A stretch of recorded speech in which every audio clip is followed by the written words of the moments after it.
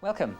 I'd like to welcome you today, and this is our first show, so we're going to be having lots of learning adventures today. So it's just basically what we did wrong last time, we've learned from it and changed it this time, sort of thing. 2, 3, 4, 5, 6, 7, 8.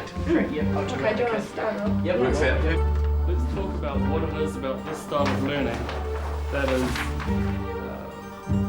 that makes a difference to how much you learn, to how much you retain.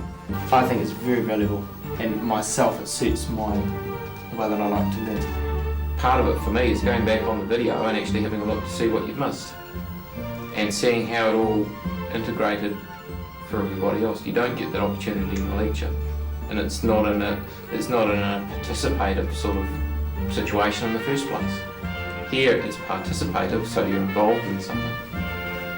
You've got the opportunity to go back and review. I've got so much more out of this paper than what I have out of any other.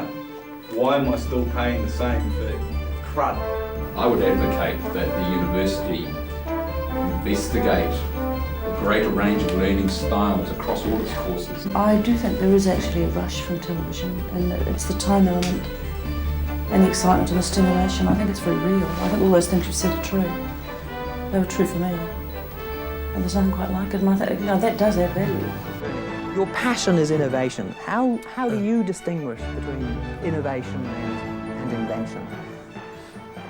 Well, I think innovation is talking about adding some value. You know, and taking an idea and doing something that adds some value somewhere in the process. One of the things that I think is always helpful when you're looking at an assignment is to think of what will be your short-term, your medium-term and your long-term goals and activities. And it's really helpful to a client to have those clarified.